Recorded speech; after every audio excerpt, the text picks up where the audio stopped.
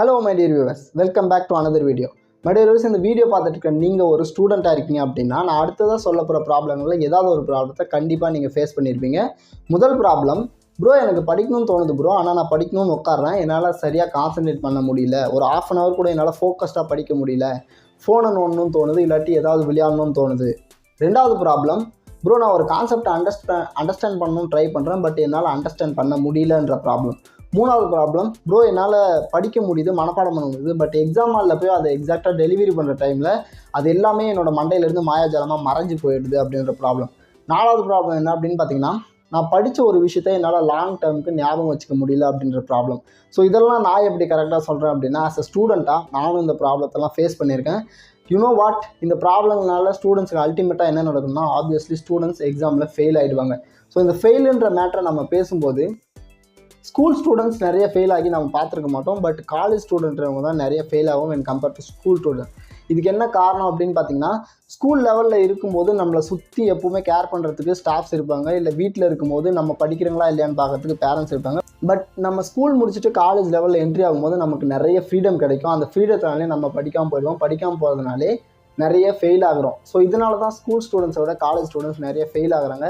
இதெல்லாம் எனக்கு எப்படி தெரியும் அப்படின்னு பார்த்தீங்கன்னா, இந்த மாதிரி ஃபெயில் ஆன ஸ்டூடெண்ட்ஸில் நானும் ஒருத்தன். நானும் ஸ்கூல் முடிச்சுட்டு காலேஜ் லெவலில் என்ட்ரி ஆகும்போது I have lot of freedom. So அந்த ஃப்ரீடமே என்னை படிக்க விடாமல் பண்ணதுனால மொதல் செமஸ்டர்லேயே 6 சப்ஜெக்டில் 5 சப்ஜெக்டில் நான் ஃபெயில் ஆனேன். ஸோ அதனாலே அந்த இயர் டிஸ்கண்டினியூ படுத்து அடுத்த வருஷம் மறுபடியும் புதுசாக சேர்ந்து படிக்க ஆரம்பித்தேன்.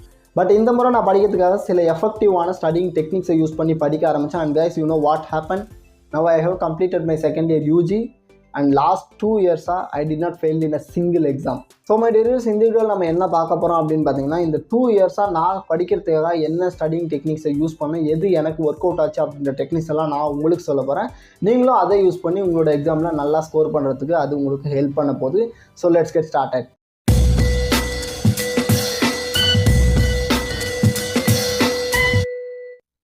முதல் டெக்னிக் என்ன அப்படின்ட்டு பார்த்தீங்கன்னா, படிக்கும்போது என்னால் கான்சன்ட்ரேட் பண்ண முடியல, ஒரு ½ hour கூட என்னால் ஃபோக்கஸ்டாக படிக்க முடியல அப்படின்னு சொல்லப்படுறவங்களுக்காக உருவாக்கப்பட்டது தான் பொமரோடோ டெக்னிக். இந்த டெக்னிக் இருக்கும்போது நீங்கள் என்ன கான்செப்ட் படிக்கணும் அப்படின்றத ஃபஸ்ட்டு சூஸ் பண்ணிக்கோங்க. ஒரு 25 minutes அதுக்காக ஸ்பேர் பண்ணிக்கோங்க. அந்த 25 minutes நீங்கள் படிக்க போகிறீங்க. 25 minutes படித்து முடிச்சதும் ஒரு 5 minutes பிரேக் எடுக்க போகிறீங்க. அடுத்ததாக அதே மாதிரி 25 minutes படிக்க போகிறீங்க, ஒரு 5 minutes பிரேக் எடுக்க போகிறீங்க. நீங்கள் பிகினராக இருந்தீங்கன்னா ஒரு 20 minutes படிங்க, 10 minutes பிரேக் எடுத்துக்கோங்க. இதே மாதிரி 4 cycles முடிஞ்சதும் ஒரு ½ hour பிரேக் எடுத்துக்கோங்க. ஸோ இந்த மாதிரி நீங்கள் படிக்கும்போது உங்கள் பிரெயின் வந்து அந்த 10 minutes நீங்கள் பிரேக் எடுக்கும்போது மறுபடியும் ரிஃப்ரெஷ் ஆகும். ரிஃப்ரெஷ் ஆன மைண்டால் ஈஸியாக உங்களால் எல்லாத்தையும் படிக்க முடியும். அண்ட் உங்களுக்கு போர் அடிக்காது.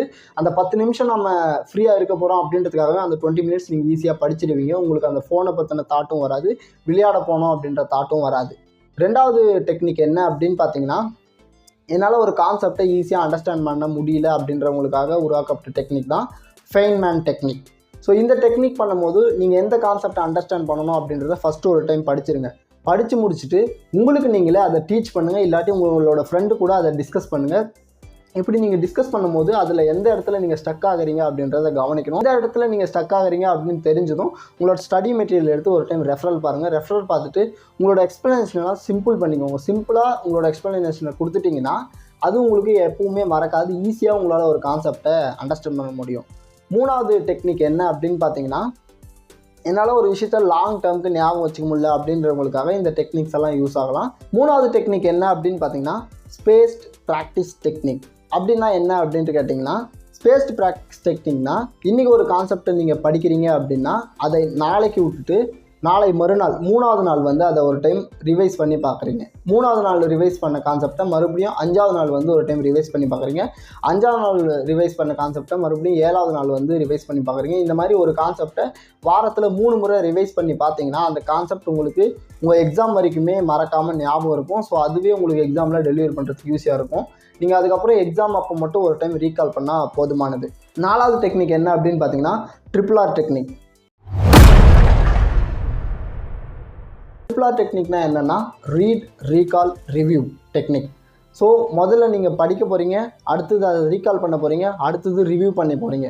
யார்கிட்ட கொடுத்து ரிவ்யூ பண்ணணும் அப்படின்னு கேட்டிங்கன்னா, நீங்கள் எழுதி பார்த்த விஷயத்த நீங்களே ரிவ்யூ பண்ண போகிறீங்க, அதை நீங்களே திருத்த போகிறீங்க. திருத்தி எங்கே மிஸ்டேக் இருக்குது அப்படின்னு சொல்லிட்டு நீங்களே உங்கள் கையால் வட்டம் போட்டு நோட் பண்ணிங்கன்னா மறுபடியும் அந்த மிஸ்டேக்கை நீங்கள் பண்ணுறதுக்கான சான்சஸ் 99.999% கம்மி. அப்படி நீங்கள் அந்த மிஸ்டேக்கை பண்ணவே மாட்டீங்க அப்படின்றது தான் எங்கள் உண்மை. ஸோ 5வது டெக்னிக் என்ன அப்படின்ட்டு பார்த்தீங்கன்னா ரீகால் இன்ஸ்டெட் ஆஃப் ரிவைஸ். அதாவது இது ரொம்ப எஃபெக்டிவான டெக்னிக் அண்ட் இது எனக்கு ரொம்பவே பர்சனலாக பிடிச்ச ஒரு டெக்னிக் அப்படின்னு சொல்லலாம். நம்ம மோஸ்ட் ஆஃப் த ஸ்டூடெண்ட்ஸ் என்ன பண்ணுவாங்க அப்படின்ட்டு பார்த்தீங்கன்னா ஒரு விஷயத்தை படிச்சிட்டோம் அப்படின்னா மறுபடியும் அதை படிக்கிறதுக்காக புக் எடுத்து வச்சு உடனே உட்காந்துருவாங்க. பட் இந்த மாதிரி பண்ணாமல் மறுபடியும் நீங்கள் அதை ரிவைஸ் பண்ணணும்னு உங்களுக்கு தோணும்போது அதை ரிவைஸ் பண்ணுறதுக்கு பதிலாக ரீகால் பண்ணி பாருங்கள். அந்த கான்செப்டில் உங்களுக்கு என்ன ஞாபகம் இருக்குது, இல்லை அந்த கொஷினில் உங்களுக்கு என்ன ஞாபகம் இருக்குது அப்படின்றத ஃபஸ்ட்டு எழுதுங்க, நோட் டவுன் பண்ணிவிட்டு அதுக்கப்புறமா எவ்வளோ விஷயங்களை உங்களால் ரீகால் பண்ண முடியுது அப்படின்னு சொல்லிட்டு பார்த்துட்டு அந்த தெரியாத விஷயங்களை மட்டும் மறுபடியும் பாருங்கள். அப்படி பார்த்தீங்கன்னா உங்களுக்கு டைமும் கம்மியாகும். அட் த சேம் டைம் உங்களோட அந்த மெமரி பவர் என்ன அப்படின்றதும் உங்களுக்கு தெரிய வரும். ரீகால் பண்ணிங்கன்னா அது நீங்கள் மறக்கவே மாட்டீங்க, எப்போவுமே உங்களுக்கு அது ஞாபகம் இருக்கும். 6வது டெக்னிக் என்ன அப்படின்ட்டு பார்த்தீங்கன்னா ப்ரோ நான் படிச்சிடுறேன் பட் எக்ஸாம் ஹாலில் போனால் அதை டெலிவரி பண்ண முடியுதுல, அப்போ எனக்கு எல்லாமே மறந்து போயிடுது அப்படின்றவங்களுக்காக உருவாக்கப்பட்ட டெக்னிக் தான் இந்த டெக்னிக். இந்த டெக்னிக்கில் நீங்கள் உங்களோட காலேஜ் எக்ஸாம் ஹால் என்விரான்மெண்ட்டை உங்கள் வீட்டில் நீங்கள் உருவாக்க போகிறீங்க. எக்ஸாம் ஹாலில் நீங்கள் எப்படி உட்காந்து எழுதுவீங்க, முன்னாடி ஒரு பெஞ்ச் இருக்கும், ஒரு சிட்டிங் பெஞ்சில் உட்காந்து எழுதுவீங்க இல்லையா? ஸோ உங்கள் வீட்லேயும் ஒரு பெஞ்சை போட்டு நீங்கள் ஒரு சிட்டிங் பெஞ்சில் உட்காந்து அங்கே வச்சு படிச்சிங்கன்னா உங்களுக்கு எக்ஸாம் ஹாலில் போகும்போது மறக்கிறதுக்கான சான்சஸ் ரொம்பவே குறைவு. இது எப்படி ஒர்க் அவுட் ஆகும் அப்படின்னு சொல்லிட்டு பார்த்தீங்கன்னா பேசிக்காக நம்ம எக்ஸாம் எழுதும்போது நம்ம மைண்டில் என்ன ஓடும், நம்ம எந்த மெட்டீரியலில் படித்தோமோ அந்த மெட்டீரியலில் இருக்கிற வார்த்தைகள் அப்படியே நம்ம கண்ணு முன்னாடி வரும், அதை நம்ம அப்படியே எக்ஸாம் பேப்பரில் எழுதுவோம். ஸோ இதே விஷயம் தான் அங்கேயே நடக்கும் போது நீங்கள் வீட்டில் எக்ஸாம் ஹாலை ரீக்ரியேட் பண்ணி இங்கே உட்காந்து படிக்கும்போது நீங்கள் எக்ஸாம் ஹாலில் போனீங்கன்னா அதே மாதிரியான என்விரான்மெண்ட் இருக்கிறதுனால மறக்கிறதுக்கான சான்சஸ் ரொம்பவே குறைவு. இது சயின்டிஃபிக்கலி ப்ரூவனான ஒரு டெக்னிக். 7வது டெக்னிக் என்ன அப்படின்னு பார்த்தீங்கன்னா never rely on a single source of studying material. ஏன் சொல்கிறேன் அப்படின்ட்டு பார்த்தீங்கன்னா இங்கே மோஸ்ட் ஆஃப் த ஸ்டூடெண்ட்ஸ் பண்ணுற மிஸ்டேக்கே என்னென்னா ஒரே ஒரு ஸ்டடிங் மெட்டீரியலை வச்சுட்டு அதையே திருப்பி பார்த்துட்ருப்பாங்க. ஸோ இதனால் எக்ஸாமில் போகும்போது என்ன நடக்கும் அப்படின்னு பார்த்தீங்கன்னா ஏதாவது ஒரு இடத்துல ஸ்டக் ஆகிட்டாங்கன்னா அவங்களுக்கு அடுத்ததான் அந்த இடத்துல என்ன வருது அப்படின்றதே தெரியாது, பிளாங்காக ஆகிடும். ஸோ அங்கேயே அவங்க ஸ்டக் ஆகி அந்த கொஷினே பாதியில் விட்டுருவாங்க, இல்லாட்டி அந்த கொஷினை அப்படியே எழுதாமல் விட்டு வந்துடுவாங்க. இதுக்கு என்ன பண்ணலாம் அப்படின்ட்டு பார்த்தீங்கன்னா நீங்கள் நிறைய விதமான ஸ்டடிங் மெட்டீரியல்ஸை யூஸ் பண்ணலாம். ஃபார் எக்ஸாம்பிள் ஒரே ஸ்டடிங் மெட்டீரியலை படிக்கிறதுக்கு பதிலாக மொபைலில் அந்த பற்றின ரிலேட்டட் டாபிக்ஸை படிக்கலாம், இல்லாட்டி வேறு ஒரு டிஃப்ரெண்ட்டான ஸ்டடிங் மெட்டீரியலை யூஸ் பண்ணி படிக்கலாம். இப்படி வேரியஸ் பிளேஸ்லேருந்து வேரியஸ் ஸ்டடிங் மெட்டீரியல்ஸ் யூஸ் பண்ணி நீங்கள் படிச்சிங்கன்னா எக்ஸாம் ஹாலில் போய் எழுதும்போது நீங்கள் ஒரு இடத்துல படித்தது ஞாபகம் வந்து எழுதிட்டே இருக்கும்போது அந்த இடத்துல ஸ்டக் ஆச்சுனாலையும் இன்னொரு சோர்ஸ் ஆஃப் ஸ்டடிங் மெட்டீரியல்லேருந்து நீங்கள் படித்தது சடன்லி ஞாபகம் வரும். ஸோ 4 பக்கம் இருந்தும் உங்களுக்கு கண்டென்ட் வந்துகிட்டே இருக்கும்போது உங்களால் ஈஸியாக நிறைய எழுத முடியும். ஸோ எங்குமே உங்களுக்கு ஸ்டக் ஆகாது. ஸோ இந்த மாதிரி பண்ணிங்கனாலே you can score good marks.